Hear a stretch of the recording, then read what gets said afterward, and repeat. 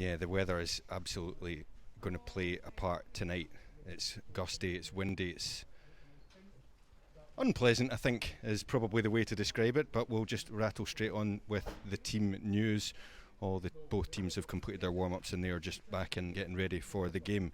In terms of the home side, it's 6 changes from that goalless draw here against Montrose on Tuesday night. The 6 changes: Nick McAllister, Thomas Brindley, PJ Crossan, Jamie Wilson, Rabin Omar and captain Stuart Carswell all drop to the bench, and in come Sam Wardrop, Ross Forbes, Rory Langan, Adam Frizzell, James Wallace and Robert Jones. It's yet another new look front 3 for Suns.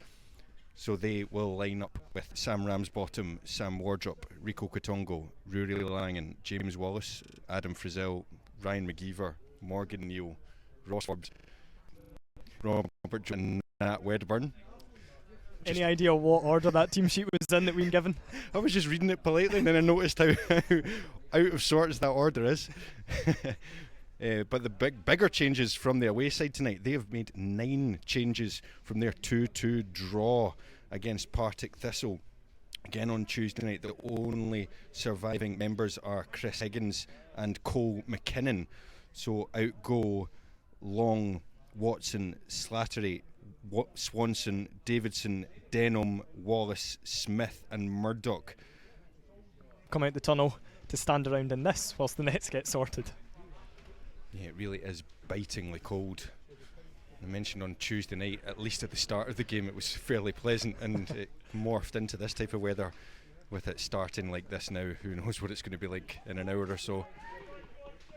Always a talking point, the weather here though, isn't it? Which is positive when there's not a lot going on the pitch to talk about. There's always something that we can have a chat about, weather related. Almost ready to go. Certainly see a lot of little dances and warm-ups, players trying to stay warm. Here is Frizzell already. Ball forced back to Jordan Hart.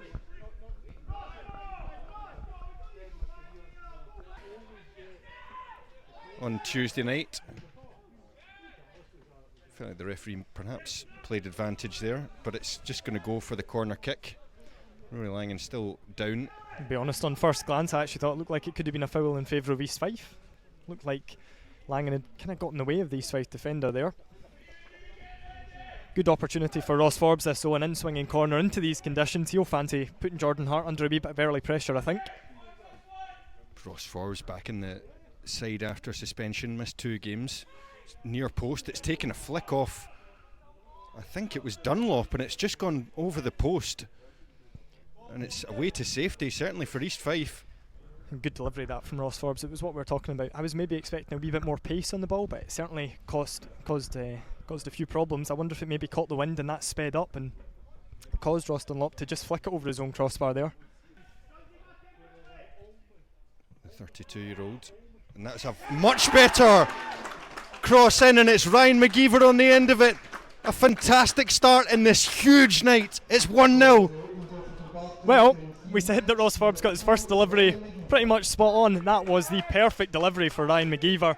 And from an East Fife point of view, they must be having flashbacks to last season when Ryan McGeever scored 2 very, very similar goals against them with a free header, a floated, sort of driven floated corner. Does that make sense? Can a corner be floated or driven? But it was driven right onto the head of Ryan McGeever. Nobody in red picking him up. And that's, I think, for a player with his sort of ability when it comes to netting goals, about as easy a finish as he could possibly have asked for. Very reminiscent of his goal against Huntly, and what a way to break this streak that Dumbarton have been on without goals.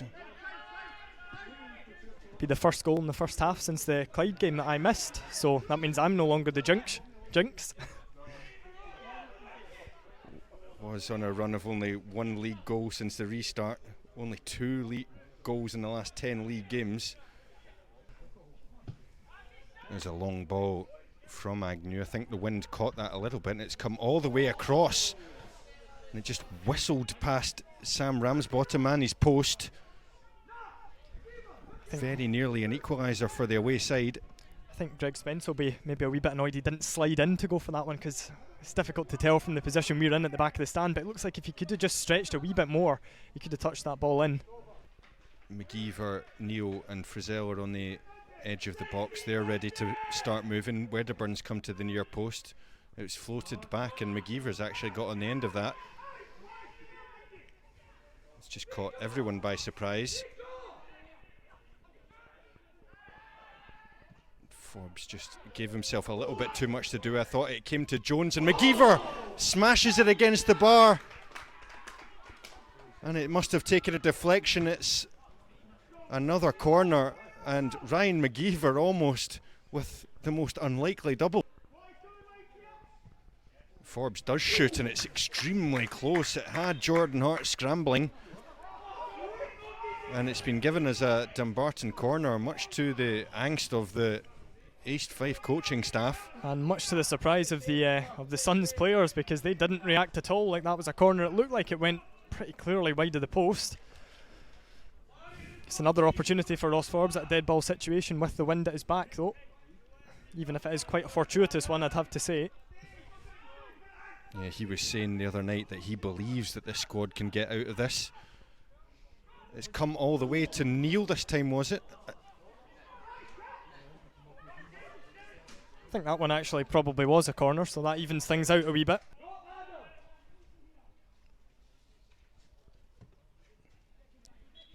And that is that for the first time, for the first half, excuse me, and for the first time in what seems to be a long time, Suns lead at half time through McGeever's powerful header in the opening few minutes.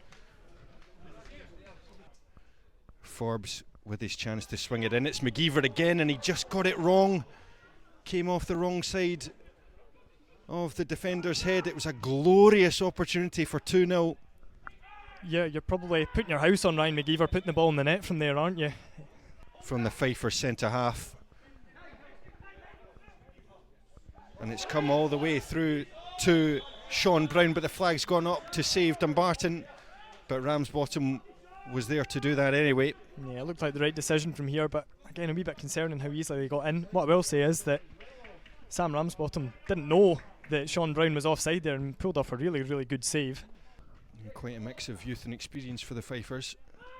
Floated towards the back post. It's McGeever there again. Who Wallace else was there also. Rico Katongo tried to get a touch on that, but Greg Spence has got there. Agnew is coming to help him, but Spence decides to take the corner. Game just getting a little bit stretched. Frizzell was looking for Jones, but he's found Omar instead, and he's gone down, and it's a penalty kick awarded by Barry Cook. We spoke about the balls that Adam Frizzell needs to be finding. That was a lovely wee ball that caught out Chris Higgins.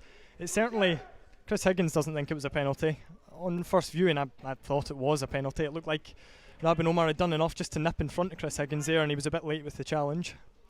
The goal cam will tidy it up. It was a good run from Omar. He continued it on. I thought Frizzell was looking for Jones, and it just ended up running through onto Omar, who was alert to the situation.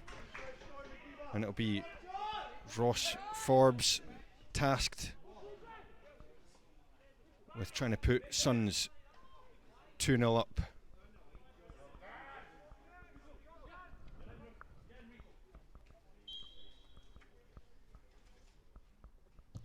And it's saved! It's saved by Jordan Hart. And the chance to put daylight between the Suns and the Fifers is squandered.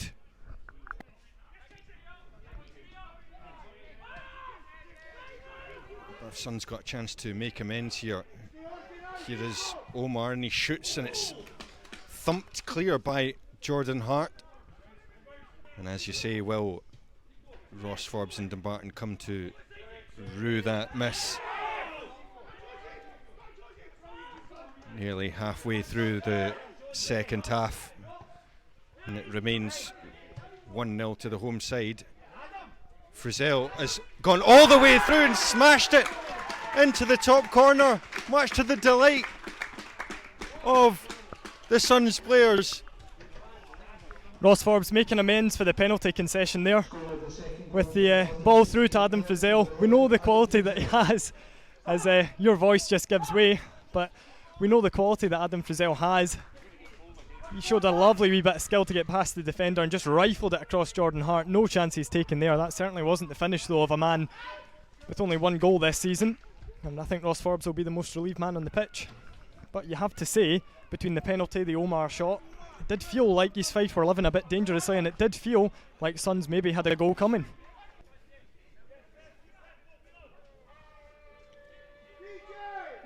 We're into added on time now. Agnew swings it in.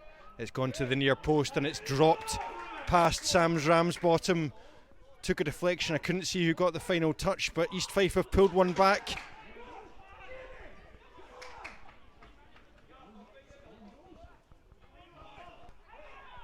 Saw a clenched fist after that header. It was celebrated, but it might not be all yet. And Anna Ramsbottom lets it go, and the whistle goes, and it's a massive 3 points. Ryan McGeever's goal, his header in the first half, Adam Frizzell's finish in the second half. They held off the latest of late comeback attempts by East Fife. It's a huge 3 points for Suns. It's 2-1, it's Dumbarton 2, it's East Fife 1. And what a massive result that is, just when a win was needed and it didn't feel like it was coming. Suns put in a performance like that, get a result. And I think, to be fair, you can't really have too many arguments that they were deserved victors on the night. That fantastic penalty save from Jordan Hart, he made a great save in the first half as well. Sam Ramsbottom really had one of his quieter games in a Suns shirt. For all the ball that East Fife did have in and around the area, they didn't work the big keeper. Don't think very many people could argue that Suns deserved that.